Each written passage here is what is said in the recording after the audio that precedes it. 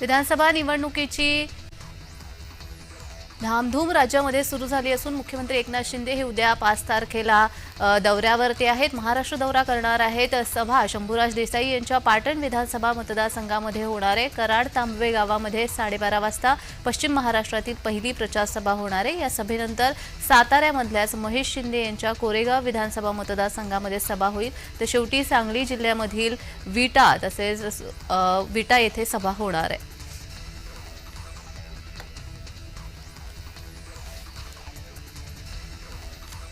कळंब धाराशिव विधानसभेसाठी महाराष्ट्र नवनिर्माण सेनेने चांगली शक्ती लावली असल्याचं चित्र आहे। या मतदारसंघामधून मनसेने देवदत्त मोरे या ओबीसी उमेदवाराला उमेदवारी देऊन नवीन प्रयोग केलाय।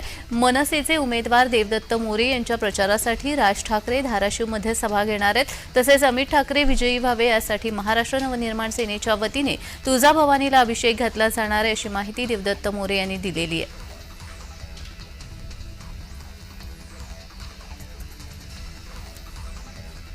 श्रीरामपूर विधानसभा मतदारसंघामध्ये महायुतीमध्ये पेच निर्माण झाला। एकाच वेळी दोघांना एबी फॉर्म देण्यात आलेले आहेत। शिवसेना शिंदे गटाकडून माजी आमदार भाऊसाहेब कांबळे तर राष्ट्रवादी अजित पवार गटाकडून आमदार लहू कानडे यांना एबी फॉर्म देण्यात आलेला आहे। यासह शिंदे गटाचे माजी खासदार सदाशिव लोखंडे यांना अपक्ष उमेदवारी अर्ज देण्यात आलेला आहे। उमेदवारी अर्ज माघारीचा आजचा शेवटचा दिवस आहे, त्यामुळे आज नेमकं कोण माघार घेणार याकडे लक्ष आहे।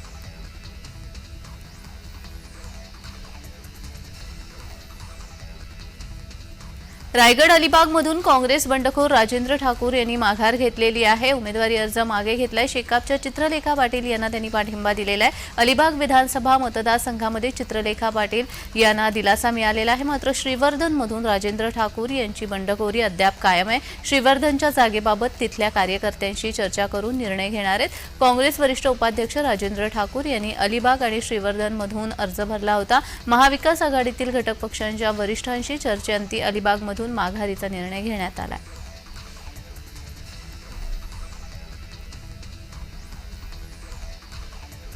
मनोज जरांगे यांनी विधानसभा निवडणुकीमधून माघार घेतलेली आहे। त्यांच्याबद्दल वक्तव्य करणं उचित नाही। त्यांच्या या निर्णयाच्या मागे काय रणनीती आहे, काय भूमिका आहे हे आपण अद्यापही समजलेलो नाही अशी प्रतिक्रिया खासदार अशोक चव्हाण यांनी दिलेली आहे। निवडणूक न लढवण्याचा त्यांचा निर्णय हा वैयक्तिक आहे। त्यांनी काही विचार केला असेल, त्यांच्या या निर्णयाला आपण सकारात्मक पद्धतीने पाहतो असं अशोक चव्हाण म्हणाले।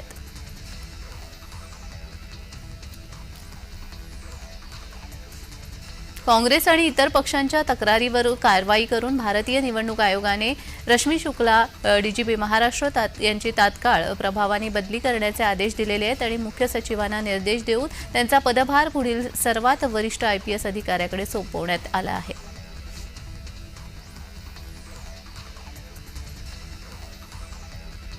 अर्थशास्त्रज्ञ आणि राजकीय विश्लेषक डॉक्टर अजित रानडे यांनी राजीनामा दिलाय। गोखले राज्यशास्त्र आणि अर्थशास्त्र संस्था अभिमत विद्यापीठाच्या कुलगुरू पदाचा त्यांनी राजीनामा दिलाय। काही दिवसांपूर्वी त्यांची कुलगुरू पदावरील नियुक्ती रद्द करण्यात आली होती, मात्र कोर्टामध्ये धाव घेतल्यानंतर डॉक्टर रानडे हे विद्यापीठाच्या कुलगुरूपदी कायम राहणार असा आदेश कोर्टाकडून देण्यात आला होता।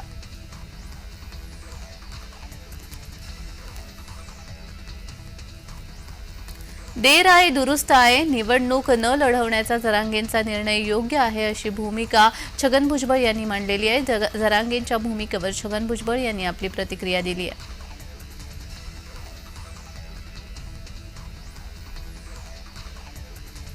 तासगाव पैसे वाटप प्रकरण आपल्याला बदनाम करण्यासाठी षडयंत्र रचलं जातं, रोहित पाटलांनी विरोधकांचे आरोप फेटाळलेत। आर पाटील यांनाही अशाच प्रकारे बदनाम केलं जात होतं। 2-3 दिवसांपूर्वी मतदारसंघामध्ये फराळ कोण वाटत होतं असा सवाल रोहित पाटील यांनी केलाय।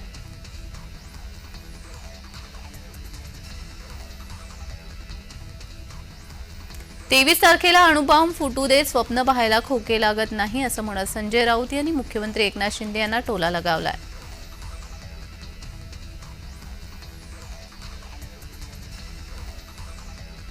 मुंबईकरांच्या मतांसाठी भाजपाचा मुंबई मेट्रोवर ताबा। मुंबई मेट्रोमध्ये भाजपाची जोरदार जाहिरातबाजी दिसून येते। मेट्रोच्या आत आणि बाहेर भाजपकडून निर्णयांची फलकबाजी करण्यात आलेली आहे। Coastal road, Atal Setu, toll free निर्णयाचा भाजपकडून गवगवा केला जातोय। भाजप महायुती आहे तर गती आहे, महाराष्ट्राची प्रगती आहे। विकासाच्या अजेंड्यावर भाजपकडून मतांसाठी मुंबईकरांना साथ घातली जाते।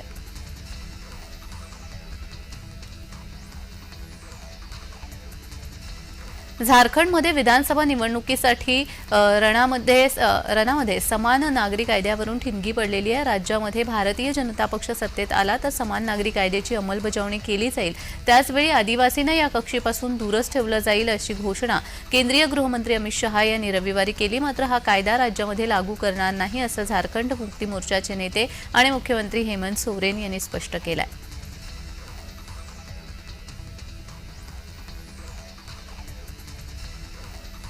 कसबा मतदारसंघामध्ये काँग्रेसची डोकेदुखी वाढली आहे। माजी महापौर आणि काँग्रेसच्या बंडखोर कमल व्यवहारे रविवारपासून नॉट रिचेबल आहेत। काँग्रेसच्या वरिष्ठांकडून संपर्क करण्याचा प्रयत्न केला जातो। कालपासून कमल व्यवहारे नॉट रिचेबल आहेत। राष्ट्रवादीचे नेते अंकुश काकडे यांनी 2 दिवसांपूर्वी बंडखोरांच्या घरी जाऊन त्यांच्या बैठका घेतल्या होत्या। कमल व्यवहारे नॉट रिचेबल असल्यामुळे काँग्रेसचं टेन्शन वाढलंय।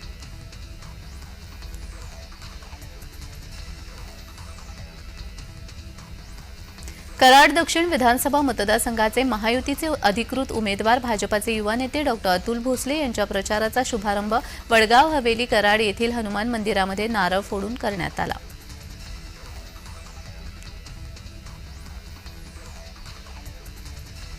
नवी मुंबईत महायुतीची डोकेदुखी वाढली आहे। महायुतीमधील बंडखोरी कायम राहणार आहे। ऐरोली मतदारसंघाचे अपक्ष उमेदवार विजय चौगुले नॉट रिचेबल आहेत, तर बेलापूर मतदारसंघामधील अपक्ष उमेदवार विजय नहाटा यांचा उमेदवारी अर्ज मागे घेण्यास स्पष्ट नकार आहे। ऐरोली आणि बेलापूर या दोन्ही मतदारसंघामध्ये बंडखोरी झाल्यास महायुतीचं टेन्शन वाढणार आहे।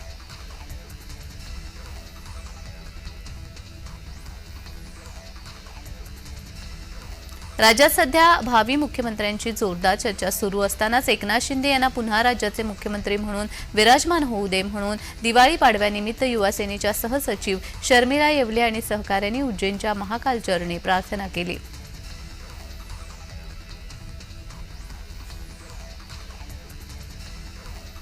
मनोज जरांगे यांनी विधानसभा निवडणुकीमधून माघार घेतली आहे। सर्वांनी उमेदवारी अर्ज मागे घ्यावे असं आवाहन जरांगे यांनी केलं आहे। एकाच जातीवर निवडणूक लढणं शक्य नाही असं जरांगे म्हणाले। ह्याला पाड त्याला पाड ही आपली भूमिका नाही, कुणालाही पाडा कुणालाही निवडून आणा ही माघार नाही, हा गनिमी कावा असल्याचं जरांगे म्हणाले।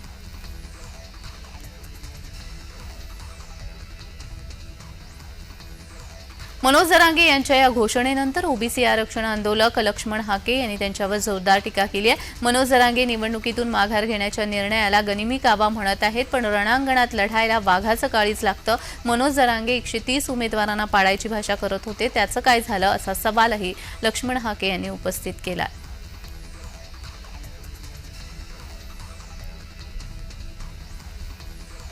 जरांगेंचा बोलवता धनी कोण हे सर्वांना माहिती आहे असं म्हणत प्रकाश शिंदे यांनी मनोज जरांगे यांच्यावर हल्लाबोल केला।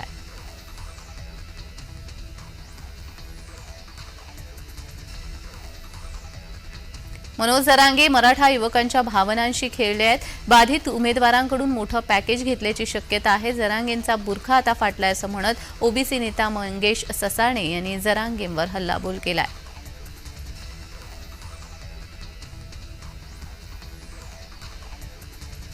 विधानसभा निवडणुकीसाठी आज अर्ज मागे घेण्याचा अखेरचा दिवस आहे। महाविकास आघाडी आणि महायुतीमध्ये अनेक मतदारसंघात बंडखोरी झाली आहे। राजकीय पक्षांकडून बंडखोरांची मनधरणी अर्ज मागे घेण्यासाठी प्रयत्न सुरू आहेत। मुंबईमध्ये गोपाळ शेट्टी आणि स्वीकृती शर्मा अर्ज मागे घेतात का याची उत्सुकता होती। अखेर विनोद तावडेंच्या शिष्टाईला यश आलेलं आहे। बोरिवलीमधून गोपाळ शेट्टी यांनी त्यांचा उमेदवारी अर्ज मागे घेतलाय।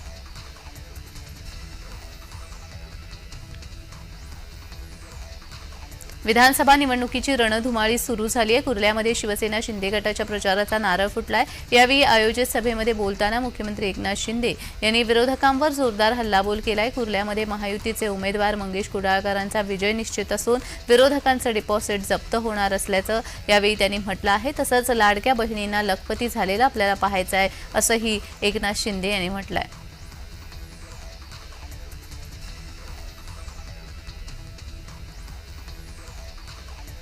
नुकत्याच झालेल्या मुलाखतीमध्ये उज्ज्वल निकम यांनी उपमुख्यमंत्री देवेंद्र फडणवीस यांच्यावरती भाष्य केलंय। नोकरशाही काहीशी गोंधळलेली असताना सुद्धा देवेंद्र फडणवीस यांच्या निर्णायकतेमुळे आपण काही गोष्टी सिद्ध करू शकलो। ते मुख्यमंत्री असताना त्यांनी डेव्हिड हेडलेला साक्षीदार करून त्याची जबानी घेण्यास तात्काळ मान्यता दिली। त्यामुळे कसाबला फाशी होऊन सुद्धा 26/11च्या हल्ल्यामागे पाकिस्तानचं षडयंत्र असल्याची जी बाब आपण जगाच्या वेशीवर टांगू शकलो नव्हतो ती त्यांच्या काळामध्ये न्यायालयामध्ये व्यवस्थित सिद्ध करून पाकिस्तानचं पाप आपण जगासमोर निर्विवादपणे उघड करू शकलो, असं उज्ज्वल निकम यांनी म्हटलंय.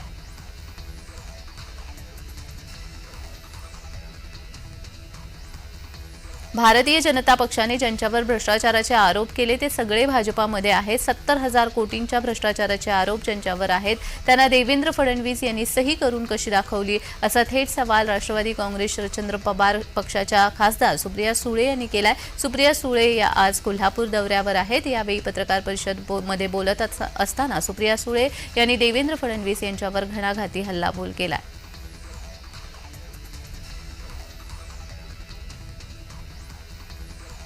अजितदादा पवार यांनी गेल्या वेळी साहेबांना खुश केलं, आता विधानसभेला मला खुश करा, असं आवाहन मतदारांना केलंय. यावर प्रतिक्रिया देताना जितेंद्र आव्हाड यांनी कोणाला खुश करायचं हे बारामतीकरांना चांगलं माहिती आहे. बारामतीकर साहेबांच्या तालमीत तयार झालेत, अशी प्रतिक्रिया दिली.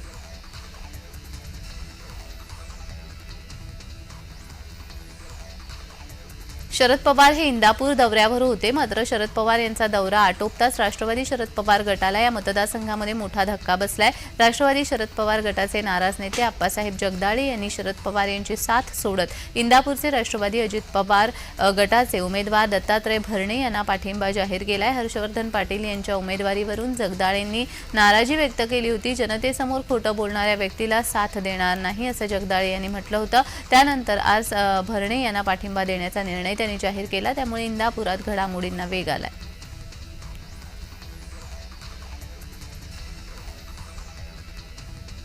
निर्णायक नेतृत्व हे भाजपाचं वैशिष्ट्य आहे. नरेंद्र मोदी, अमित शहा आणि देवेंद्र फडणवीस या तिघांनीही कायम दहशतवादाच्या विरोधात ठाम भूमिका घेतली. आपण भाजपामध्ये नसतानाही दहशतवाद्यांच्या मुसक्या आवळण्याच्या विषयामध्ये आपल्या सूचनांवर नेहमीच तात्काळ आणि योग्य निर्णय घेतले. राष्ट्रप्रथम ही मानसिकता असलेलं नेतृत्व ज्यावेळी सत्तेमध्ये असतं तेव्हाच अशी निर्णय क्षमता दिसून येते, असं उज्ज्वल निकम यांनी म्हटलंय.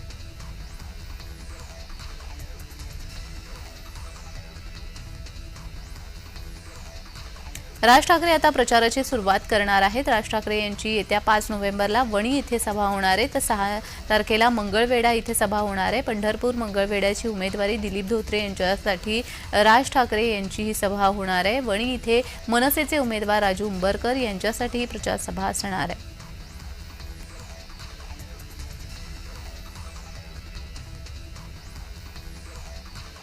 विधानसभा निवडणुकीच्या निकालानंतर महाराष्ट्रामध्ये काय होईल हे सांगता येत नाही. महाराष्ट्रात सध्या वेगळंच काहीतरी सुरू आहे. वेगवेगळी चर्चा या महाराष्ट्रामध्ये सुरू आहे. महाराष्ट्रामध्ये कोणाचं सरकार येईल हे आता ठामपणे सांगता येणार नाही. शरद पवार आणि एकनाथ शिंदे यांच्यामध्ये देखील काहीतरी सुरू आहे, अशी जोरदार चर्चाही आहे. विधानसभेच्या निकालानंतर कोण कोणासोबत राहील हे देखील सांगता येत नाही, असं वक्तव्य अजितदादा गटाचे नेते नवाब मलिक यांनी केलंय.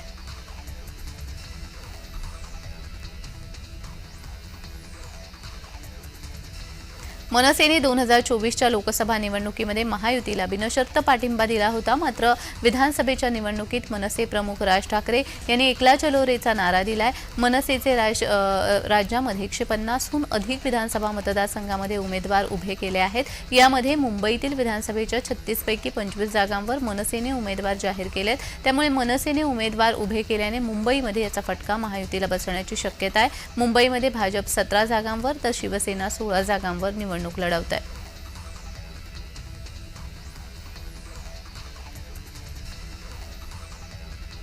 धाराशिव जिल्ह्यामधील उमरगा विधानसभा मतदारसंघामध्ये उद्धव बाळासाहेब ठाकरे शिवसेनेचे उमेदवार प्रवीण स्वामी यांच्या विरोधात ठाकरे शिवसेनेचेच अनेक जण उमेदवारी अर्ज दाखल करून बंडखोरी करण्याच्या तयारीत आहेत. त्यामुळे महायुतीचे उमेदवार ज्ञानराज चौगुले यांना त्याचा फायदा होणार असल्याचं चित्र दिसतंय. मात्र उबाठाच्या उमेदवाराला अडचण येऊ नये यासाठी उद्धव ठाकरे यांच्या आदेशानुसार धाराशिव जिल्हा संपर्क प्रमुख सुनील काटमोरे यांनी उमरगा मतदारसंघामधील बंडखोरांशी संवाद साधून त्यांची मनधरणी करण्यास सुरुवात केली आहे.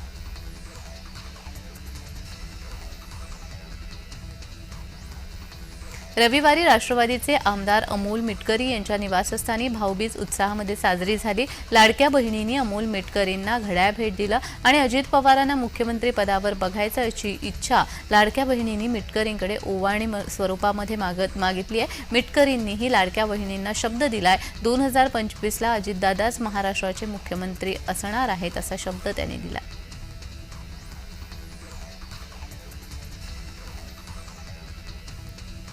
उमेदवारी अर्ज मागे घेण्यासाठी आज शेवटचा दिवस आहे। शिवसेना शिंदे गटाच्या 2 उमेदवारांकडे आज लक्ष राहणार आहे। दिंडोरी आणि देवळाली मतदारसंघामधून राष्ट्रवादी काँग्रेसच्या उमेदवारांसमोर शिवसेना शिंदे गटाकडून देखील उमेदवार देण्यात आलेले आहेत। दिंडोरी मतदारसंघामध्ये राष्ट्रवादीचे उमेदवार नरहरी झिरवाळ यांच्यासमोर धनराज महाले यांना शिवसेनेने उमेदवारी दिलेली आहे, तर देवळाली मतदारसंघामध्ये राष्ट्रवादीचे सरोज अहिरे यांच्यासमोर माजी तहसीलदार राजश्री अहिरराव यांना शिवसेनेने उमेदवारी जाहीर केली आहे। एकाच मतदारसंघामध्ये महायुतीने 2 उमेदवार दिल्यामुळे अडचण निर्माण झाली आहे, त्यामुळे शिवसेनेचे उमेदवार माघार घेतात का याकडे पाहणं लक्ष असेलच।